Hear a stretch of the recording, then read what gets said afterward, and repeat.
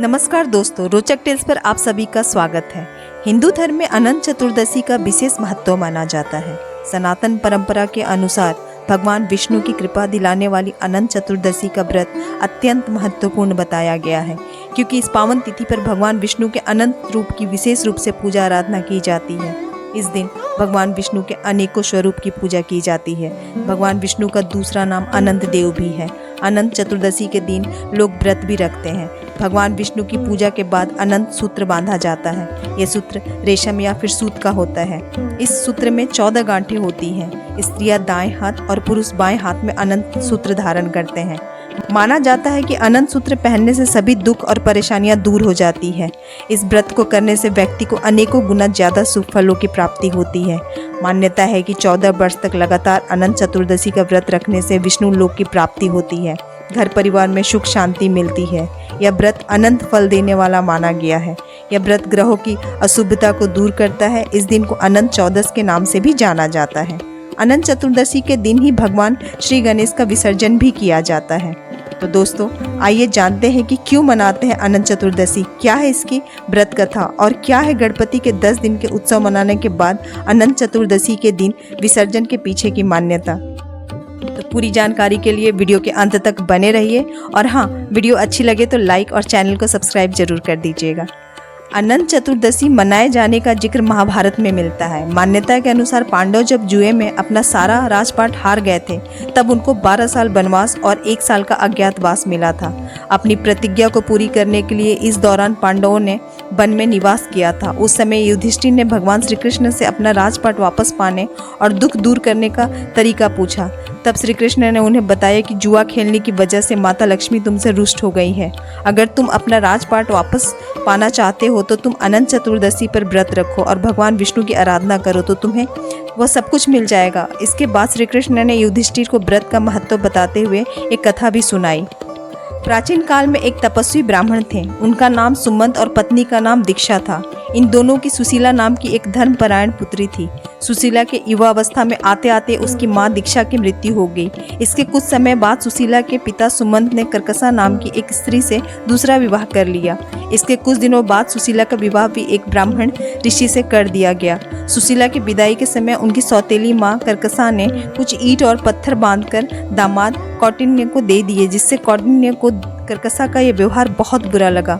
वे दुखी होकर अपनी पत्नी के साथ चल दिए। रास्ते में रात हुई तो वह एक नदी के किनारे रुककर संध्या वंदन करने लगे। उसी दौरान सुशीला ने देखा कि बहुत सारी महिलाएं किसी देवता की पूजा कर रही हैं। सुशीला ने उन महिलाओं से पूजा के बारे में पूछा तो उन्होंने भगवान अनंत की पूजा और उसके महत्व के बारे में उसे बताया। सुशीला ने भी उसी समय व्रत का अनुष्ठान किया और 14 गांठों वाला सूत्र बांधकर कौंडिन्य के पास आ गई। जब कौंडिन्य ने सुशीला से उस रक्षा सूत्र के बारे में पूछा तो सुशीला ने उन्हें सारी बात बताई। कौंडिन्य ने यह सब मानने से मना कर दिया और उस रक्षा सूत्र को निकालकर अग्नि में फेंक दिया। इसके बाद से उनकी सारी संपत्ति नष्ट हो गई और वे दुखी रहने लगे। काफ़ी समय बाद इस दरिद्रता की वजह जब उन्होंने सुशीला से पूछी तो उन्होंने भगवान अनंत का सूत्र जलाने की बात का जिक्र किया। यह सुनकर कौंडिन्य अनंत सूत्र की प्राप्ति के लिए वन की ओर चल दिए। कई दिनों तक वन में ढूंढने के बाद भी जब उन्हें अनंत सूत्र नहीं मिला तो वे निराश होकर जमीन पर गिर पड़े। उस समय भगवान विष्णु प्रकट हुए और बोले, हे कौंडिन्य, तुमने मेरा तिरस्कार किया था, उसी से तुम्हें इतना कष्ट भोगना पड़ रहा है। अब तुमने पश्चाताप किया है, इसलिए मैं तुमसे प्रसन्न हुआ। अब तुम घर जाकर अनंत चतुर्दशी का व्रत करो।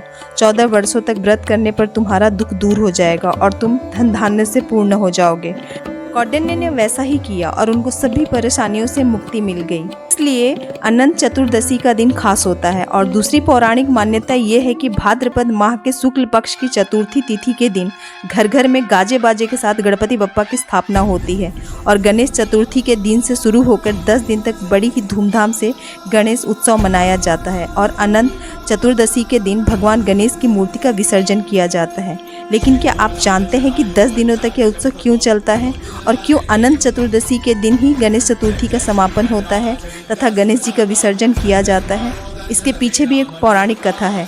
कथा के अनुसार जिस दिन वेद व्यास जी ने महाभारत लिखने के लिए गणेश जी को महाभारत की कथा सुनानी शुरू की थी, उस दिन भाद्रपद शुक्ल चतुर्थी थी।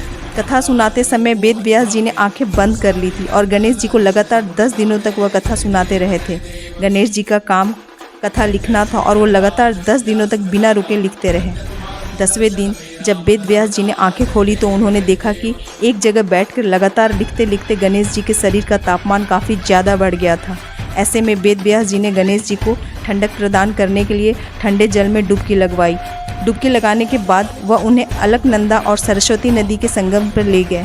जिस दिन उन्होंने गणेश जी को डुबकी लगवाई उस दिन अनंत चतुर्दशी का दिन था। यही वजह है कि अनंत चतुर्दशी के दिन गणेश चतुर्थी उत्सव का समापन होता है और इस दिन गणेश जी का विसर्जन किया जाता है।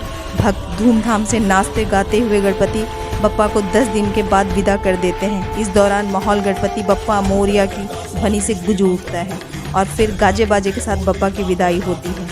तो दोस्तों, ये थी अनंत चतुर्दशी और बप्पा के विसर्जन से जुड़ी जानकारी कैसी लगी कमेंट करके ज़रूर बताइएगा। गणपति बप्पा और श्री हरि की कृपा आप सब पर बनी रहे। जय हिंद, जय भारत।